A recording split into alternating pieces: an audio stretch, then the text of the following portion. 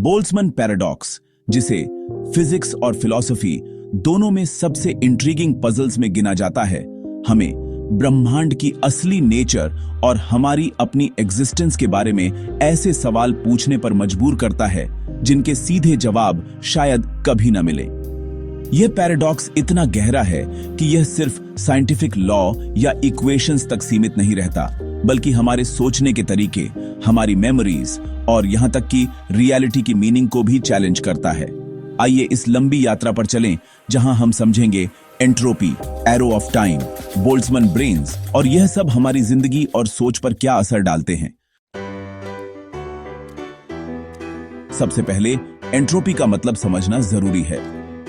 Thermodynamics का दूसरा नियम कहता है कि आइसोलेटेड सिस्टम में एंट्रोपी हमेशा बढ़ती है। एंट्रोपी एक मेजर है डिसऑर्डर या रैंडमनेस का। आसान भाषा में समझो तो, अगर आपके पास एक कमरा है जिसमें किताबें, कपड़े और बाकी चीजें सलीके से रखी हैं, तो वो लो एंट्रोपी स्टेट है। लेकिन अगर सब चीजें बिखरी हुई हैं, तो वो हाई एंट्रोपी स्टेट है। नेचर हमेशा लो एंट्रोपी से हाई एंट्रोपी की तरफ बढ़ती है। यही कारण है कि बर्फ पिघल जाती है, गर्म चीजें ठंडी हो जाती हैं और समय आगे बढ़ता है। इस दिशा को ही हम एरो ऑफ टाइम कहते हैं। अब सवाल उठता है कि अगर एंट्रोपी हमेशा बढ़ती है, तो यूनिवर्स की शुरुआत लो एंट्रोपी स्टेट से क्यों हुई? बिग बैंग के समय यूनिवर्स बेहद ऑर्डर्ड और लो एंट्रोपी में था। लेकिन ऐसा क्यों? यहीं से बोल्ट्जमैन पैराडॉक्स की कहानी शुरू होती है।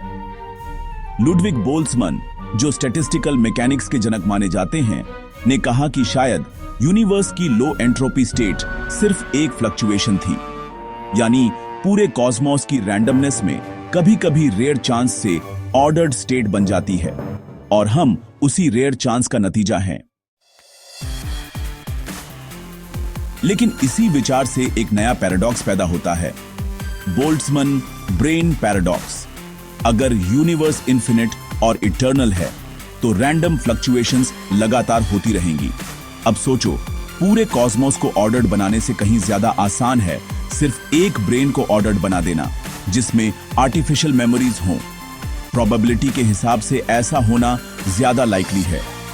इसका मतलब स्टैटिस्टिकली यह ज्यादा संभव है कि हम सब सिर्फ रैंडम फ्लक्चुएशन से बने ब्रेन्स हों जिनमें फेक मेमोरीज डाली गई हों, बजाय इसके कि हम एक वास्तविक बिलियन साल पुराने यूनिवर्स का हिस्सा हों। यही है बोल्ट्जमैन ब्रेन पैराडॉक्स। यह विचार सुनने में डरावना भी है और फैसिनेटिंग भी। सोचो, अगर तुम्हारी सारी चाइल्डहुड मेमोरीज, तुम्हारे सारे रिश्ते, तुम्हारी सारी पढ़ाई सब सिर्फ एक हेलुसिनेशन है जो अभी अभी एक रैंडम फ्लक्चुएशन से तुम्हारे दिमाग में बने हैं, क्या तब भी तुम्हारे लिए वो रियल नहीं होंगे? आखिर हमें रियलिटी किस आधार पर जज करनी चाहिए, एक्सटर्नल प्रूफ से या अपने अनुभव से? अब इस पैराडॉक्स के साइंस और फिलॉसफी दोनों पहलुओं में गहराई से उतरते हैं। साइंस कहती है कि एंट्रोपी का बढ़ना नेचुरल है और लो एंट्रोपी स्टेट बहुत रेयर है। फिलॉसफी पूछती है कि अगर हम सब बोल्ट्जमैन ब्रेन्स हैं, तो नॉलेज, ट्रूथ और मीनिंग के कॉन्सेप्ट्स का क्या होगा? अगर मेमोरीज फेक हो सकती हैं, तो सर्टेनिटी कैसे पॉसिबल है? एपिस्टेमोलॉजी यानी नॉलेज का फिलॉसफी वाला हिस्सा यहीं से चैलेंज होता है। कार्टेशियन स्केप्टिसिज्म की तरह, जो कहता था कि हो सकता है कोई दुष्ट डीमन हमें इल्यूजन दिखा रहा हो, बोल्ट्जमैन ब्रेन पैराडॉक्स कहता है कि हो सकता है हम सब फ्लक्चुएशन से बने इमेजिनरी ब्रेन्स हों। लेकिन क्या यह विचार साइंटिफिकली वैलिड है? मॉडर्न कॉस्मोलॉजी कहती है कि हमारा ऑब्जर्वेबल यूनिवर्स फाइनाइट है और उसका एक बिगिनिंग है। अगर बिग बैंग रियल है और यूनिवर्स एक्सपैंडिंग है, तो शायद यह इटर्नल इक्विलिब्रियम में नहीं जाएगा और रैंडम फ्लक्चुएशंस की प्रोबेबिलिटी नेग्लिजिबल हो जाएगी। इसके अलावा कॉस्मिक इन्फ्लेशन और मल्टीवर्स थ्योरीज भी इस पैराडॉक्स को नए डायमेंशंस देती हैं। मल्टीवर्स के इन्फिनिट बबल्स में कहीं ना कहीं बोल्ट्जमैन ब्रेन्स एग्जिस्ट कर सकते हैं, लेकिन क्या वो हमारे यूनिवर्स में एग्जिस्ट करते हैं या सिर्फ एब्स्ट्रैक्ट पॉसिबिलिटी हैं? अब एक और सवाल सोचो, अगर बोल्ट्जमैन ब्रेन हाइपोथेसिस सच है, तो तो हम साइंस पर भरोसा क्यों करें? साइंस ऑब्जर्वेशंस और एक्सपेरिमेंट्स पर बेस्ड है, लेकिन अगर हमारा ब्रेन खुद फ्लक्चुएशन है और हमारी मेमोरीज फेक हैं, तो ऑब्जर्वेशंस पर भरोसा कैसे किया जाए? यह एक सेल्फ डिफीटिंग हाइपोथेसिस बन जाती है, क्योंकि अगर हम बोल्ट्जमैन ब्रेन्स हैं, तो हमें यह भी नहीं पता कि बोल्ट्जमैन इक्वेशन रियल है या नहीं। फिर भी इस पैराडॉक्स का ब्यूटी यह है कि यह हमें हमारी असम्पशंस पर सवाल उठाने के लिए मजबूर करता है। हम अक्सर मान लेते हैं कि यूनिवर्स ऑर्डर्ड है, नेचुरल लॉज कंसिस्टेंट हैं और हमारी मेमोरीज रिलायबल हैं। बोल्ट्जमैन ब्रेन पैराडॉक्स हमें याद दिलाता है कि यह सब गारंटी नहीं है। यह हमें इंटेलेक्चुअल ह्यूमिलिटी सिखाता है। एंट्रोपी और टाइम के रिलेशन को थोड़ा और समझें। हम समय को लीनियर और इरिवर्सिबल मानते हैं, पास्ट से फ्यूचर की ओर, लेकिन फिजिक्स की फंडामेंटल इक्वेशंस टाइम सिमेट्रिक हैं। Newtonian mechanics, Maxwell's equations, Schrodinger equation, ये सब टाइम रिवर्सल को अलाउ करते हैं। तो फिर एरो ऑफ टाइम कहां से आता है? इसका जवाब एंट्रोपी देता है। लो एंट्रोपी पास्ट से हाई एंट्रोपी फ्यूचर की ओर बढ़ना ही एरो ऑफ टाइम बनाता है। अगर यूनिवर्स हमेशा इक्विलिब्रियम में होता, तो टाइम का कोई मतलब नहीं होता। टाइम की धारणा सिर्फ एंट्रोपी ग्रेडियंट से आती है। अब सोचो कि अगर यूनिवर्स इन्फिनिट है, तो पॉइंकरे रिकरेंस थ्योरम कहती है कि हर पॉसिबल स्टेट इन्फिनिट टाइम में दोबारा रिपीट होगी। यानी अगर यूनिवर्स हमेशा चलता रहे, तो इवेंचुअली वही कॉन्फ़िगरेशंस फिर से आएंगी जो पहले आई थीं। इसका मतलब है कि तुम्हारा पूरा जीवन, तुम्हारी हर मेमोरी, तुम्हारा हर एक्शन इन्फिनिट बार दोहराया जाएगा। यह इटर्नल रिकरेंस का विचार है, जो नीत्शे जैसे फिलोसोफर्स ने भी उठाया था। इस दृष्टिकोण से बोल्ट्जमैन ब्रेन्स सिर्फ एक पॉसिबिलिटी नहीं, बल्कि सर्टेनिटी बन जाते हैं।